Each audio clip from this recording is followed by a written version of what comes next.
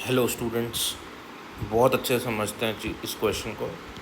कह रहा है यंग्स डबल स्लिट एक्सपेरिमेंट है, एंगुलर सेपरेशन बताना है फ्रिंजेस का, will increase as screen distances moved away from the plane of slits.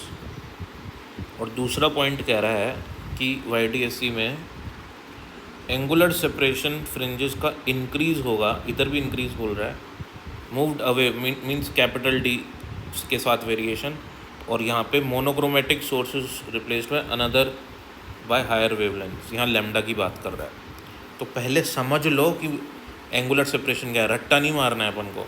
Angular separation का फॉर्मूला तो सबको पता है, लैम्डा बाय डी होता है, ठीक है ना, रट रट के। अभी बिना रटे काम करते हैं अपन इसमें, तो बिना रटे काम करेंगे। एक बार मैं इसको बंद कर दूँ, ये नोटिफिकेशन आ रहा है, ये बंद हो गया। तो अब इधर आ जाओ, देखो क्या है। अपन को पता है वाईडीएससी में फ्रिंज की विड्थ सेम होती है। फ्रिंज विड्थ क्या होती है? दो ब्राइट या दो डार्क स्पॉट्स के बीच की डिस्टेंस होती है फ्रिंज विड्थ। ये डार्क स्पॉट बन रहा है यहाँ पे, ये डार्क स्पॉट बन रहा है, तो इन दोनों के बीच की दूरी क्या होगी? बीटा। ये डार्क इधर बन रहा है ब्राइट स्पॉट, मैंने यहाँ पर लिख दिया, आप कहीं भी बना लो। ये ब्राइट स्पॉट बन रहा है ना, ये स्क्रीन मान लो, इसके करस्पॉन्डिंग बना देता हूँ मैं।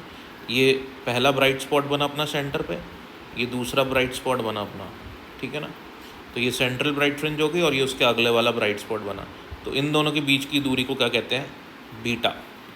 फ्रिंज विड्थ, इसका विड्थ से कोई लेने देना नहीं है, ये तो दो ब्राइट के बीच की दूरी है, समझे। सो दो ब्राइट के बीच की दूरी या दो डार्क के बीच की दूरी। तो बीटा ये हो गया अपने पास बीटा। ये अपन को कैपिटल डी पता ही है, तो क्योंकि ये एंगल बहुत छोटा है तो टैन थीटा क्या लिख सकते हैं अपन? परपेंडिकुलर अपॉन बेस, ठीक है ना। तो टैन थीटा को थीटा ही लिख देता हूँ। बीटा क्या होता है? लैम्डा डी बाई डी, ठीक है। और ये आपके पास डी, ये वाला एज इट इज आ गया, तो डी और डी कैंसिल हो गया। तो थीटा क्या है आपके पास? Lambda by small D. यहाँ से आपके पास आया theta lambda by small D. अब सपोज करो, ये तो मैंने आपको सेंट्रल ब्राइट फ्रिंज और फर्स्ट ब्राइट फ्रिंज के बीच का एंगल बताया थीटा।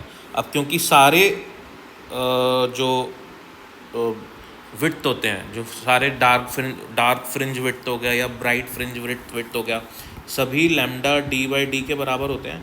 तो इसलिए हर स्पॉट के बीच का दो ब्राइट स्पॉट, हर दो ब्राइट या हर दो डार्क स्पॉट्स के बीच का जो एंगल बनता है, जिसको हम ये कहते हैं, जो क्वेश्चन में हमको बोला गया एंगुलर सेपरेशन, वो भी सेम रहेगा।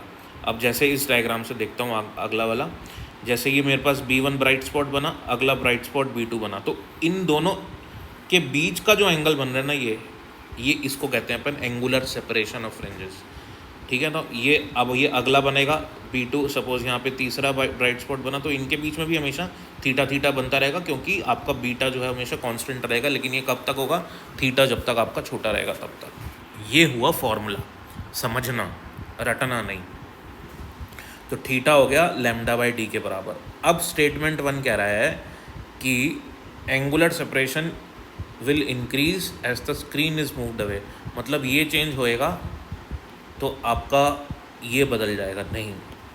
तो स्टेटमेंट 1 गलत हो गया, क्योंकि उस पर इंडिपेंडेंट है। दूसरा स्टेटमेंट कह रहा है कि आपका मोनोक्रोमेटिक सोर्स से अब हायर वेवलेंथ का हो गया, तो हायर वेवलेंथ का हो गया तो दिख रहा है थीटा लैम्डा की प्रोपोर्शनल है, तो बढ़ जाएगा। तो दूसरा स्टेटमेंट आपका ट्रू हो गया। तो ये था, यहाँ से हमने सीखा वीडियो से angular separation of fringes. Thank you.